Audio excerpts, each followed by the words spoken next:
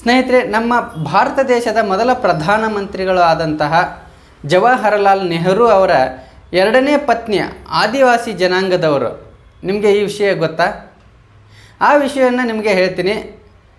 ನಮ್ಮ ಚಾನಲನ್ನು ಯಾರ್ಯಾರು ಸಬ್ಸ್ಕ್ರೈಬ್ ಮಾಡಿಲ್ವೋ ಅದು ದಯವಿಟ್ಟು ಸಬ್ಸ್ಕ್ರೈಬ್ ಮಾಡಿ ಅಂತ ಹೇಳ್ತಾ, ಸ್ನೇಹಿತರೆ, ದಾಮೋದರ್ ವ್ಯಾಲಿಯ ಡ್ಯಾಮನ್ನು ಕಟ್ಟುವಂಥ ಸಂದರ್ಭದಲ್ಲಿ ಅದರಲ್ಲಿ ಒಂದು ಮಹಿಳೆ ಇಡೀ ಮುಗಿಯೋವರೆಗೂ ಅದರಲ್ಲಿ ಕೆಲಸ ಮಾಡಿರ್ತಾಳೆ.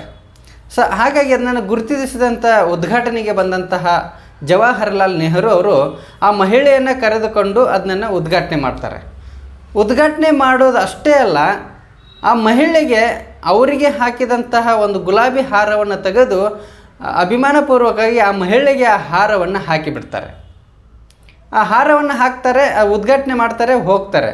ಆದರೆ ಮಾರನೇ ದಿನ ಆ ಮಹಿಳೆ ಬಂದು ಆ ಡ್ಯಾಮ್ ಕಟ್ಟುವಂಥ ಚೀಫ್ ಇಂಜಿನಿಯರ್ ಪಾರ್ಥ ಸಾರಥಿ ಅನ್ನೋಂಥವ್ರ ಮನೆಗೆ ಬಂದು ಅಳೋದಕ್ಕೆ ಸ್ಟಾರ್ಟ್ ಮಾಡ್ತಾಳೆ.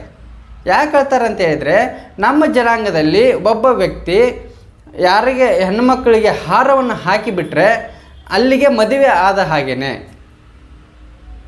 ಈ ಸಂಪ್ರದಾಯ ಗೊತ್ತಿಲ್ಲದಂಥ ನೆಹರು ಅವರು ಆ ಹೆಣ್ಣು ಮಗಳಿಗೆ ಹಾರವನ್ನು ಹಾಕಿಬಿಟ್ಟಿರ್ತಾರೆ. ಅಲ್ಲಿಗೆ ಅವರ ಸಮಾಜದವ್ರು ಏನು ಹೇಳ್ತಾರೆ, ಇನ್ನು ನಿಂದು ಮದುವೆ ಆಗಿಬಿಟ್ಟಿದೆ ಅಂಥೇಳಿ ಆ ಬಹಿಷ್ಕಾರವನ್ನು ಹಾಕಿರ್ತಾರೆ. ಆ ಪಾರ್ಥಸಾರಥಿ ಅವರು ಮತ್ತೆ ಏನು ಮಾಡ್ತಾರೆ ಅಂತ ಹೇಳಿದರೆ, ಸರ್ಕಾರದಿಂದಲೇ ಅವರಿಗೆ ಪಿಂಚಣಿ ಬರೋ ಥರ ಮಾಡಿ ಅವ್ರಿಗೊಂದು ಸಣ್ಣ ಮನೆಯನ್ನು ಕಟ್ಟಿ ಅವರಿಗೆ ಇರೋದಕ್ಕೆ ಒಂದು ವ್ಯವಸ್ಥೆಯನ್ನು ಮಾಡಿಕೊಡ್ತಾರೆ. ಅವರು ಇಡೀ ಜೀವನವನ್ನು ನೆಹರೂನೇ ನನ್ನ ಗಂಡ ಅಂಥೇಳಿ ಅವರು ತಮ್ಮ ಜೀವನವನ್ನು ಸವಿಸ್ತಾರೆ. ಸ್ನೇಹಿತರೆ, ಆಯಾ ಪ್ರದೇಶದ ಆಯಾ ಜನಾಂಗದ ಸಂಸ್ಕೃತಿಯ ಬಗ್ಗೆ ನಮಗೆ ಮಾಹಿತಿ ಇಲ್ಲದೇ ಇದ್ದರೆ ಇಂತಹ ಅಚಾನಕಗಳು ನಡೀತವೆ. ಇದಾಗಿತ್ತು ಇವತ್ತಿನ ವಿಶೇಷ ಮಾಹಿತಿ. ಇಂತಹ ಇನ್ನಷ್ಟು ಮಾಹಿತಿಗಾಗಿ ನಮ್ಮ ಸಾಧಕರ ಸುದ್ದಿ ಯೂಟ್ಯೂಬ್ ಚಾನಲನ್ನು ಸಬ್ಸ್ಕ್ರೈಬ್ ಮಾಡಿ ಅಂತ ಹೇಳ್ತಾ ಎಲ್ಲರಿಗೂ ನಮಸ್ಕಾರ.